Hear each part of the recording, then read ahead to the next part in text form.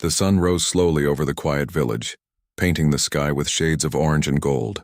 The sound of roosters filled the air, and smoke began to rise from the small mud houses as women started cooking breakfast. Among them lived a young girl named Amina. She was only 15 but carried the sadness of someone much older. Her life was simple but full of struggles.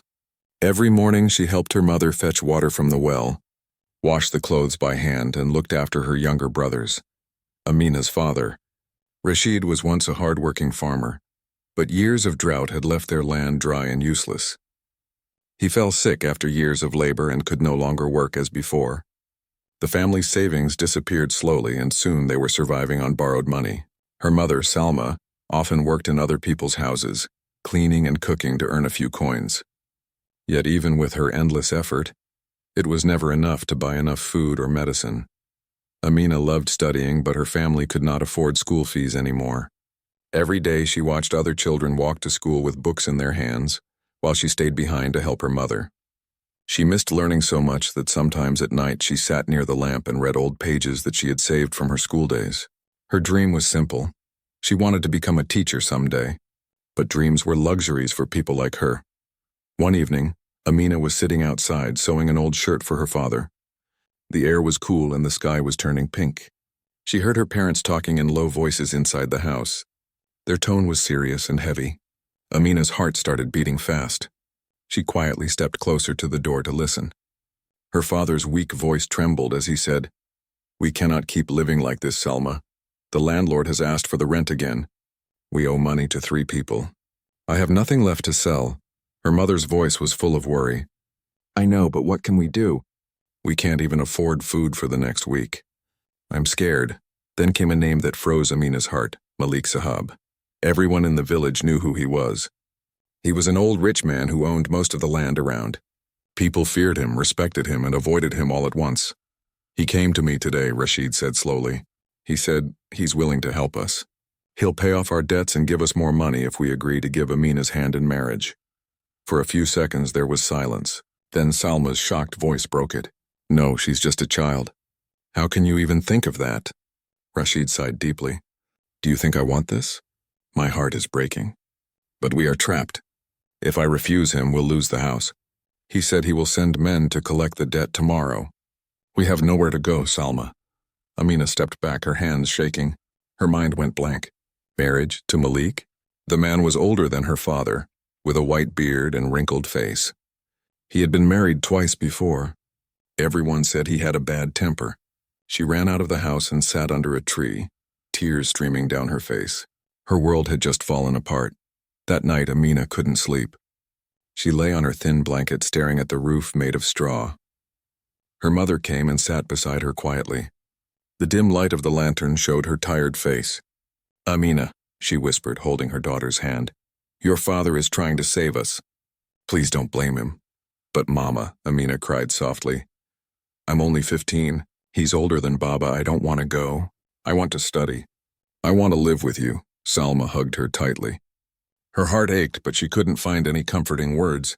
She wiped her tears and said, "Sometimes life gives us pain we don't deserve, but maybe, my child, something good will come from it later. Have faith." Days passed quickly after that. The wedding was arranged in silence. No music, no laughter, no celebrations, and only whispers. The village women looked at Amina with pity. Some said it was destiny. Others said it was cruelty. But no one dared to speak openly against Malik. On the morning of the wedding, Amina sat quietly as her mother helped her get ready. The old red dress she wore had once been her aunt's. It was slightly torn near the sleeve, but Salma had stitched it carefully. Amina's hands trembled as her mother placed the small gold chain around her neck. A family heirloom that was the only thing they owned of value. "You look beautiful, my child," her mother said, her voice breaking. Amina forced a smile. Inside, she felt nothing but fear. She looked at her reflection in the small mirror. A thin girl with big eyes filled with sadness. "Mama," she whispered, "will you come visit me?" "Of course," Salma said, though deep down she knew Malik would not allow it often. When the guests arrived, Amina's heart pounded so loudly she thought everyone could hear it. Malik entered the room dressed in a white sherwani. His hair was gray and he walked with the help of a cane. He smiled faintly, but his smile didn't reach his eyes. Amina kept her gaze down, her tears falling silently onto her hands. The ceremony was short. The words were spoken, and just like that, Amina was no longer a child. She was a wife, to a man older than her father. The crowd cheered softly, and people came to congratulate Malik. Some whispered to each other, shaking their heads, but no one dared to stop what had happened. When it was time for Amina to leave, her mother hugged her tightly, sobbing. "Be strong, my daughter. Remember, your mother loves you always." Amina nodded, her heart breaking. She stepped into Malik's car, the first car she had ever ridden in, and watched her home disappear behind her. The road stretched long and dusty, and she felt as if every turn took her further away from her real self. The house she arrived at was large and full of expensive things, polished furniture, shining floors, and servants everywhere. But to Amina, it felt cold and strange. Malik showed her around briefly, speaking in a tone that sounded more like giving instructions than welcoming her. "You'll stay in this room," he said, pointing to a corner room on the upper floor. "The servants will tell you what to do. You must behave properly. I don't like noise or laziness." Amina nodded silently. Her voice was trapped in her throat. That night, when everyone was asleep, she sat by the window and looked outside.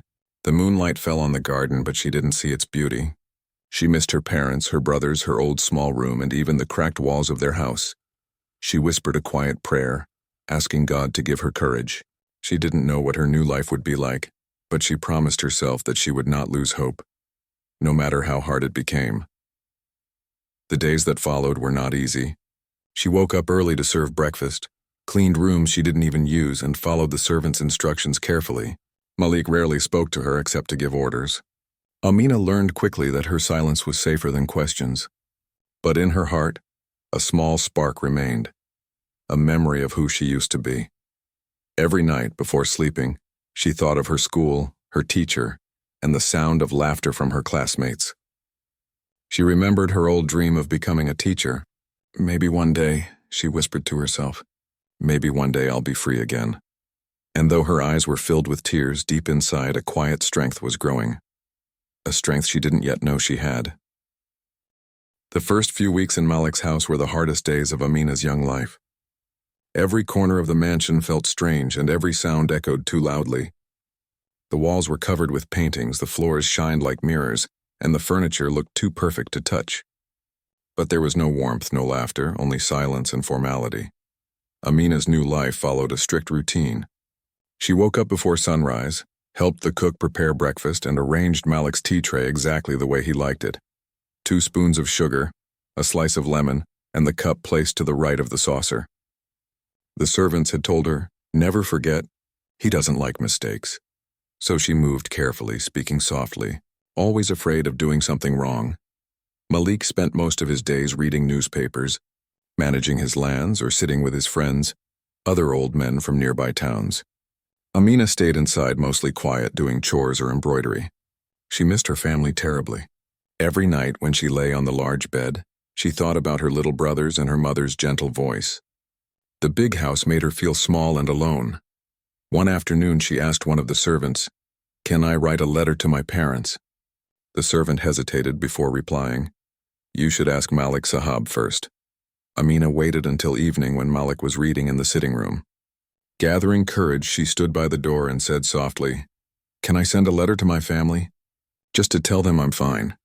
Malik looked up from his book, his face calm but unreadable. "You may," he said slowly. "But remember, your duty is here now. You are not a child anymore. Focus on your home." Amina nodded quietly. She went back to her room and wrote the letter that night.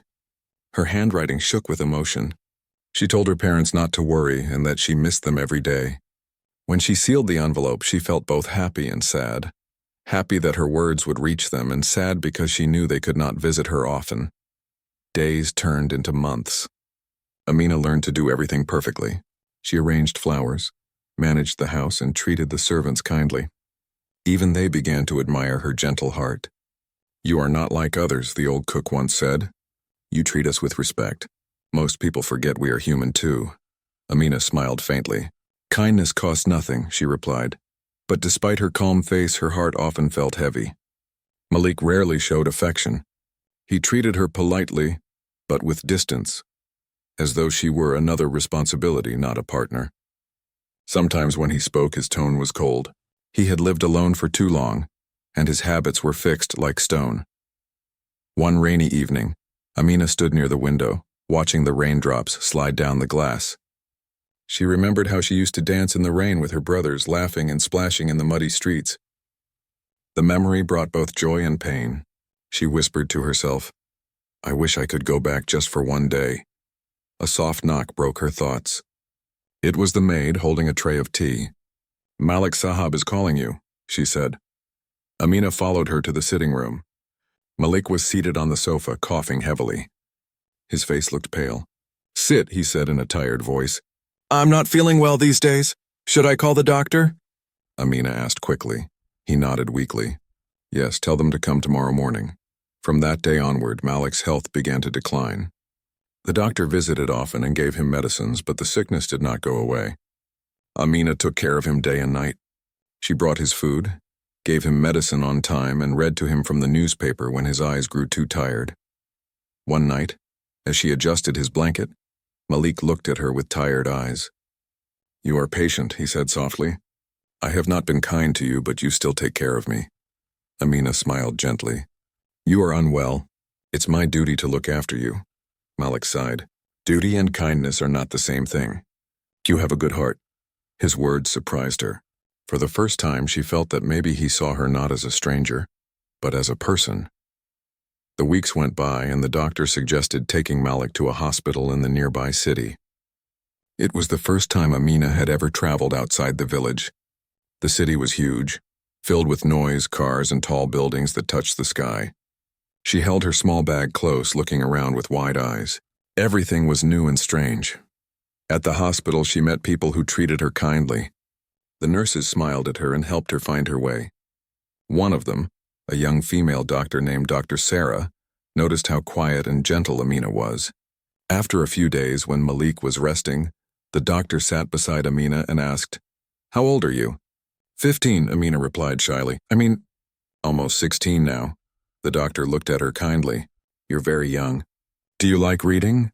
Amina's eyes brightened instantly. "Yes, I used to go to school before I got married." Dr. Sarah smiled warmly. "Education never has to end, my dear. If you wish, I can bring you some books. Reading can be your friend when you feel lonely." Amina's heart lifted for the first time in months. True to her word, Dr. Sarah brought her a few small books, storybooks for beginners. At night, when Malik was asleep, Amina read quietly under the dim hospital light. The stories filled her mind with color again. She felt alive, as if she had found a forgotten part of herself. Sometimes Dr. Sarah sat with her during lunch and taught her new words. "Every new word you learn," she said, "is a step toward freedom." Amina listened carefully, repeating each word until she got it right. She began to dream again, not of escape, but of growth. Maybe, she thought, knowledge could change her fate one day. Malik noticed the change in her. One evening he asked, "What are you reading these days?" "Stories," Amina answered softly, "about people who learn and change their lives." He nodded slowly. "That's good. You should learn. It will help you someday." It was the first time he encouraged her to do something for herself. She felt thankful, even if his voice still sounded distant. As weeks turned into months, Malik's condition worsened. Amina spent more and more time at his side, making sure he was never alone. The nurses admired her devotion. "You have the patience of an angel," one of them told her. Amina only smiled.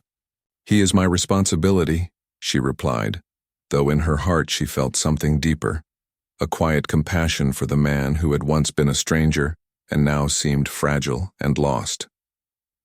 One evening, as the sun set outside the hospital window, Malik spoke again. "Amina," he said weakly, "I know I took your childhood away. I thought money could fix everything, but I was wrong. I see now that I hurt you." Tears filled Amina's eyes. "Please don't say that, just rest." "The doctor says you will get better." Malik smiled faintly. "Maybe. But if I don't, promise me one thing, and don't let life stop here. Learn. Live. Be free in your own way." She nodded through her tears. "I promise." That night she sat by his side, holding his hand as he slept. The city lights flickered outside, and she thought about how strange life was. how pain and kindness could exist side by side. She had entered this marriage against her will, but fate had brought her a new kind of strength, the strength to forgive, to learn and to hope again. As the night grew quiet, Amina whispered softly to herself, "Maybe this is not the end. Maybe it's just the beginning of something I don't understand yet." She looked at the book on her lap and opened it again, letting her mind escape into words and dreams. The world outside her room still felt big and distant, but inside her heart a light had begun to shine, small, soft, but unbreakable. Weeks passed and the days in the hospital began to feel longer. The white walls, the quiet corridors, and the steady sound of footsteps became a part of Amina's daily life. She had learned to find peace in small things. In reading books, Helping nurses and spending time near Malik's bed, speaking softly to him when he couldn't sleep. Malik's health, however, grew weaker with each passing day. The doctors did what they could, but old age and illness had taken their toll. Amina prayed every night for his recovery, not because she loved him as a husband, but because she had learned to care for him as a human being. She no longer felt anger in her heart, only a quiet sadness and sympathy. Dr. Sarah continued to visit her whenever she had a free moment. She admired how much Amina had changed. "You have such strength," she said one afternoon. "Most people would have given up, but you haven't." Amina smiled softly. "Maybe because I don't have the choice to give up. Life keeps moving, and I just follow." Dr. Sarah looked at her with warmth. "Sometimes following life's flow leads you exactly where you're meant to be." Those words stayed with Amina. She didn't fully understand them then, but they would later shape her destiny. One night Malik called her name weakly. She rushed to his side, her heart pounding. "Yes, I'm here," she said, holding his hand. He looked at her with tired eyes. "You've been kind to me, Amina. I want to thank you." "Please don't," she whispered. "You need to rest." He shook his head slightly. "There's something I must do. I've already spoken to my lawyer. You'll understand when the time comes." Amina didn't ask questions. She only wiped the sweat from his forehead and prayed quietly. That night was the last time Malik spoke clearly. By morning, his condition had worsened, and before the sun rose, his heart stopped. The doctors did their best, but it was too late. Amina stood silently by the bedside as the nurse covered him with a white sheet. Her eyes were dry, but her heart felt heavy. She had lost someone who had once been the cause of her sorrow, yet his death left a strange emptiness inside her. Life had changed again, suddenly and completely.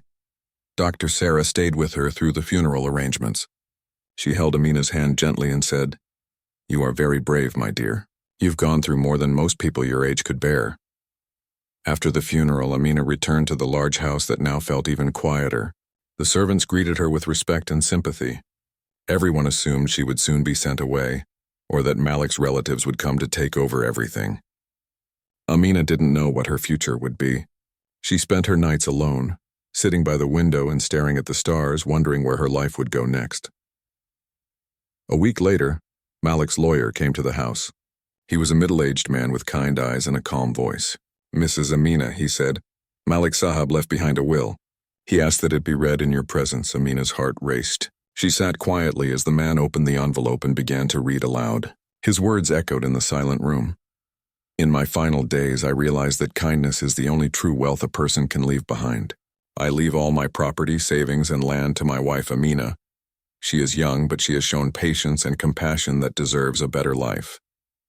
I hope she will use this gift to build a future of her own choosing." The lawyer looked up. "Everything now belongs to you." Amina was speechless. "To me?" she whispered, hardly believing what she heard. "Yes," the lawyer replied. He made it very clear. "You are the rightful owner of this house and his assets." Tears filled her eyes, not from joy but from shock and confusion. The man who had once taken away her freedom had now, in his final act, given it back to her. The servants, too, were astonished.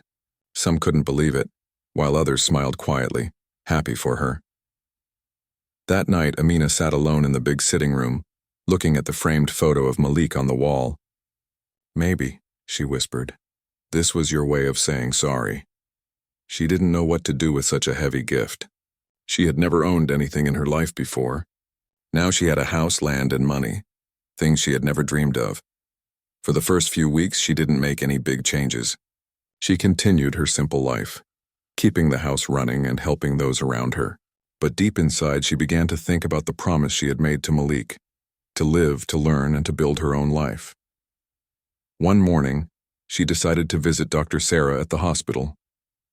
When she entered her office, the doctor smiled warmly. "Amina, I was wondering how you were doing." Amina told her everything, about the will, the inheritance, and her confusion. "I don't know what to do with it," she said softly. "All I ever wanted was a simple, peaceful life."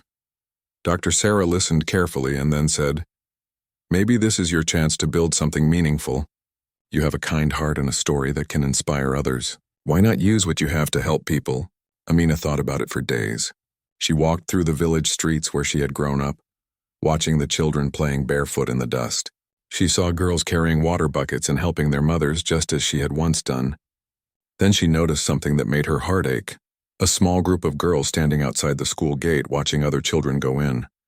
They couldn't afford the fees. That night, Amina couldn't sleep. The image of those girls stayed in her mind.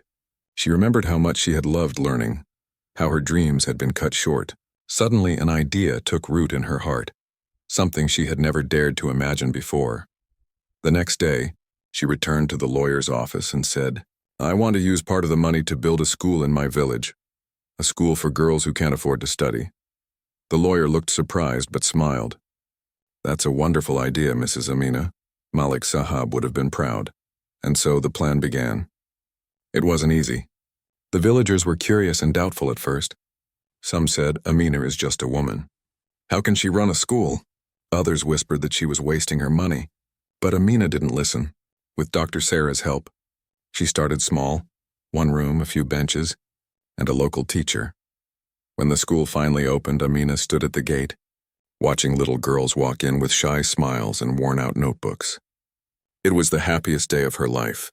She felt as if the walls that had once trapped her were now replaced by open doors leading to new beginnings, not just for her, but for every girl who entered that school. She named it the Light School. When someone asked her why, she said, "Because knowledge is light. It shows you the path even when life is dark." The village slowly began to change. People started respecting her not just for her wealth but for her heart. Mothers brought their daughters to her saying, "We want them to learn like you did." At night, Amina often stood outside looking up at the stars. She thought about the journey that had brought her here, from a frightened young bride to a woman strong enough to change lives. She still missed her parents, but now they visited her often, proud and emotional every time they saw the school full of children. And though the memories of her painful past would never fully fade, Amina had turned them into something beautiful. Proof that strength and kindness could grow even from the deepest sorrow. As she closed her eyes and listened to the laughter of the children echoing through the village, she smiled softly. Life had finally given her what it once took away: freedom, respect, and purpose. The Light School had opened its doors, and life in the village began to change in ways no one could have predicted. Every morning, Amina would wake up before sunrise just as she had done in her childhood, but now with a different purpose. Instead of carrying water or sewing for survival, she walked through the dusty lanes, calling out to the girls waiting outside the school gate. Her voice was gentle but firm, full of encouragement. The first day had been quiet, almost hesitant. Only a few girls had come, their faces shy and uncertain. Some had never stepped inside a school before, and the benches looked huge to them. But Amina welcomed them with warm smiles, showing them where to sit and handing out books and slates. She taught them simple words at first, helping them write their names and read short sentences. The girls' eyes sparkled with curiosity, and the happiness in their laughter was contagious. Word spread quickly through the village. Some parents were hesitant. They had never imagined a young woman running a school, especially one who had once been married so young. "Who will take care of the children properly?" they whispered. "What does she know about teaching?" But Amina did not let their doubts discourage her. She visited every home, speaking with parents individually. She told them about her dreams for the girls, about how education could help them live better lives, and how learning was a gift no one could take away. Slowly, her words began to change hearts. Mothers brought their daughters, and even some fathers nodded quietly, impressed by her determination. The school began to grow. What had started as one small room soon expanded into 3 classrooms. Amina hired local teachers, carefully choosing those who were patient, kind, and committed to helping the children learn. She made sure that every girl, no matter how poor, could attend without paying a single penny.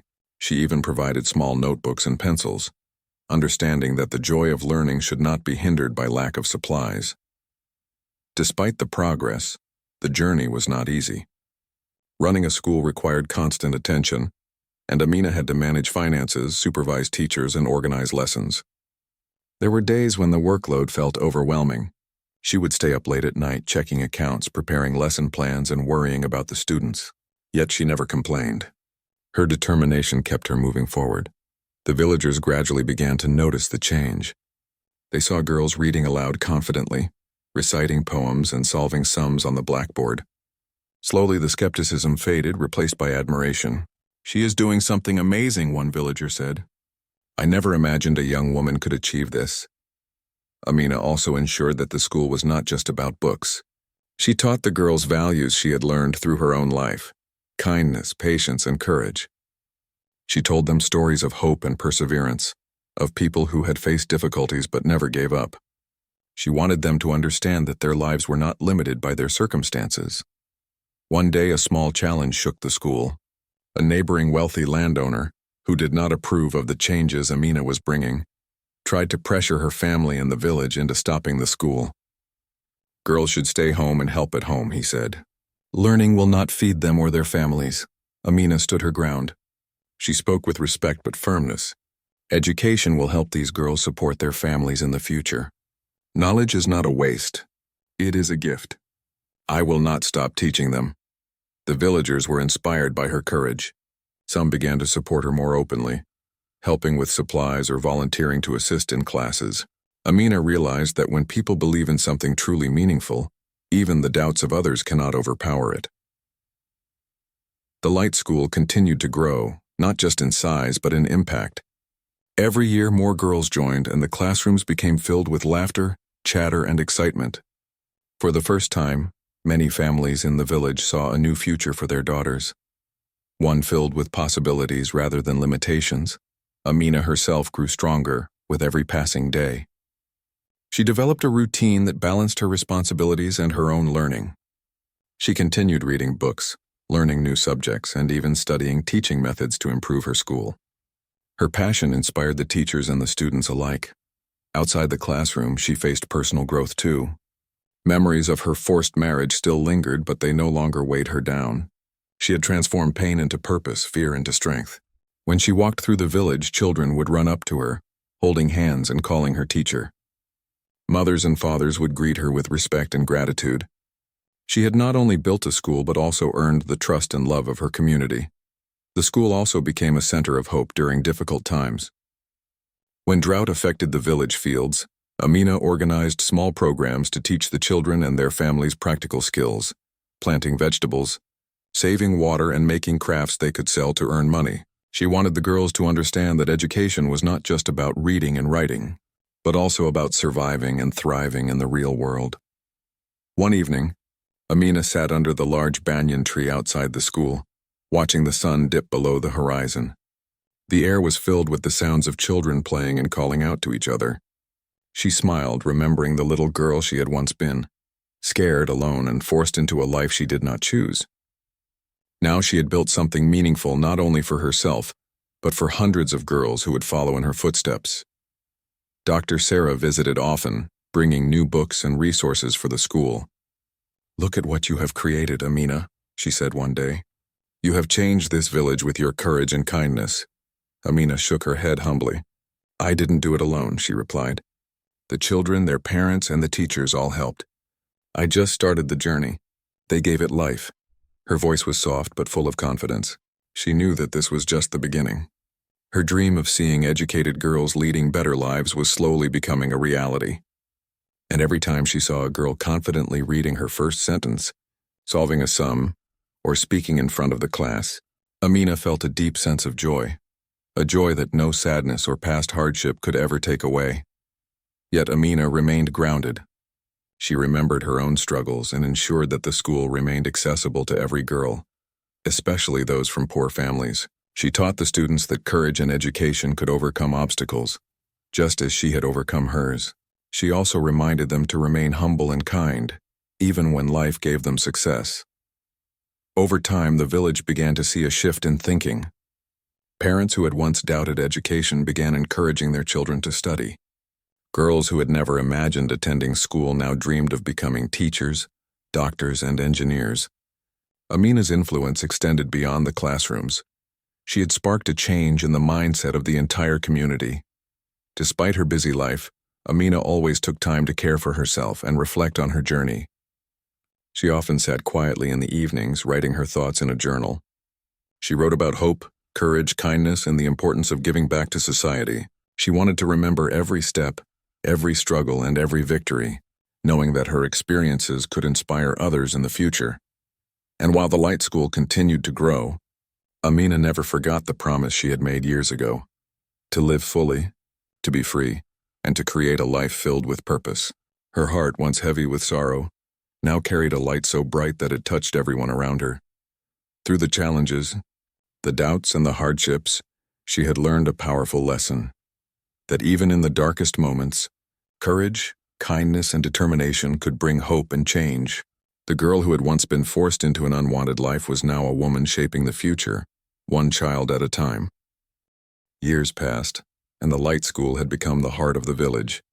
What had once been a single small room with a few benches was now a wide building, with bright classrooms, a small library, and a courtyard where children played games after lessons. Amina had worked tirelessly to make this happen, and the results were visible in every smiling face that entered the school each morning. The village itself had begun to transform. Parents who had once doubted the value of education were now proud of their daughters' achievements. They spoke openly about sending their children to school, encouraging them to dream big. Girls who had once been confined to household chores were now writing essays, solving problems, and speaking confidently in front of their classmates. Many of them looked up to Amina as a role model, a living proof that courage, hard work, and determination could change lives. Amina still remembered her own childhood clearly: the fear, the loneliness, and the forced marriage that had nearly broken her spirit. Those memories were no longer sources of pain, but lessons she carried forward. She often shared her story with her students not to frighten them, but to teach them resilience. Life may give you challenges, she would say, but it also gives you strength if you are willing to believe in yourself. One day, a group of parents gathered outside the school. They were smiling and holding small gifts: fruits, flowers, and letters of gratitude.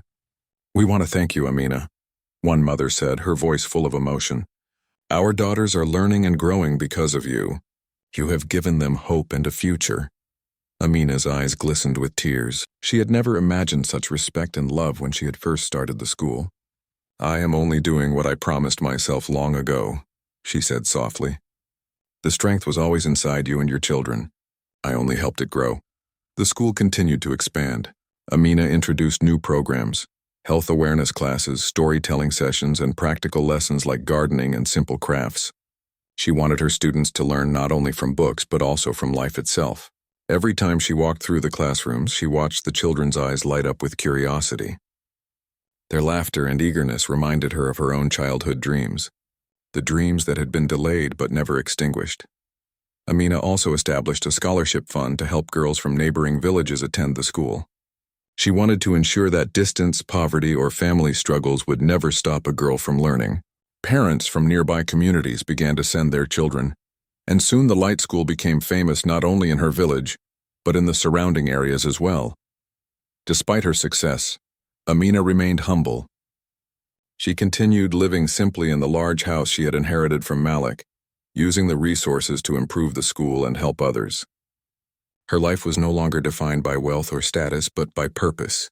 She made sure that every decision she took benefited the children and the community. Over time, some former students returned to the school, grown up and ready to give back. They helped teach younger students, managed school activities, and assisted with community programs. Amina welcomed them warmly, proud of how far they had come. She often said, "Education is not only about learning, it's about passing that knowledge forward. You are the future."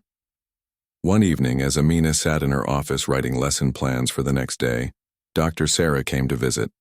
She had been a friend and guide throughout Amina's journey. "You've done something extraordinary," Dr. Sarah said. Look at all these children, their families, and this village. You didn't just build a school. You built hope." Amina smiled quietly. "It wasn't easy," she replied. "But every time I see a girl learning something new, it makes everything worth it." Dr. Sarah nodded. "And you've shown the world that no matter how difficult life begins, it can end with courage, kindness, and determination." The following months brought more success. The school's performance improved steadily, and children began achieving recognition in regional competitions. Teachers from nearby towns came to observe the school, learning from Amina's methods. She was invited to speak at educational meetings, sharing her experiences and inspiring others to take action in their communities. Despite all the attention and accolades, Amina remained focused on her mission. She personally visited every classroom, listened to the students, and encouraged the teachers. She remembered how her life had been interrupted, and she was determined that no child under her care would feel powerless or unheard. As the years went by, Amina also began to reconnect with her parents and siblings more closely. Her father, Rashid, had recovered somewhat from his illness and lived quietly in the village. Her mother, Salma, often helped her with school activities, teaching young girls simple skills alongside their lessons. The family bond, once strained by hardship and sorrow, was now stronger than ever. One afternoon, Amina watched a group of girls preparing for a storytelling competition in the school courtyard. She remembered the first day she had stood at the gate, welcoming timid children. Now they spoke with confidence, creativity, and joy. Some of the girls' stories reflected their own struggles, and Amina realized that the lessons they had learned extended far beyond reading and writing. They had learned courage, resilience, and hope. Amina's own story had come full circle. She had gone from being a frightened young girl forced into a life she didn't choose, to a woman who had shaped an entire community. Her past hardships had taught her empathy. Her patience had built respect, and her courage had inspired generations. One quiet evening, she walked alone to the top of the hill overlooking the village. The sun was setting, casting a golden glow over the fields and houses. She could hear the children playing in the distance, their laughter carried on the wind. She closed her eyes and whispered a silent prayer, thanking life for giving her the strength to survive, the courage to act, and the wisdom to guide others. Even in her moments of reflection, she thought about the journey she had traveled. From the girl who had cried under the tree on the day of her forced marriage, to the woman who now stood as a symbol of hope, the transformation was profound. She realized that life's challenges, no matter how harsh, could be turned into opportunities for growth, compassion, and change. The light school became more than a building. It became a symbol of possibility. Villagers began to understand that education was not just a privilege but a right, and that girls could be leaders, teachers, and change-makers. Amina often reminded them, knowledge is the greatest gift you can give yourself in the world. It can never be taken away. Years later, when she looked back at her life, Amina understood that the hardships she had endured were not meaningless. They had shaped her into a woman who could inspire and uplift others. She had transformed pain into purpose and sorrow into strength. Her story became known not just in her village but in surrounding communities. A story of courage, perseverance, and the power of hope. Amina never forgot the lessons she had learned from Malik, from her own struggles, and from Dr. Sarah. Every act of kindness, every lesson taught, and every student who found confidence in themselves was a reminder that even in life's darkest moments, light could shine through. And so, Amina continued her work year after year, guiding the children of her village, supporting families and inspiring the next generation. Her life, once full of fear and despair, had become a beacon of hope and a living example that courage, education, and kindness could change the world, one life at a time. By the time Amina grew older, the village had transformed completely. Children laughed freely, girls dreamed boldly, and parents worked hand in hand with the school to ensure a better future. What had started as one girl's dream had become a movement, a promise that no child would be denied the chance to learn, grow, and shine.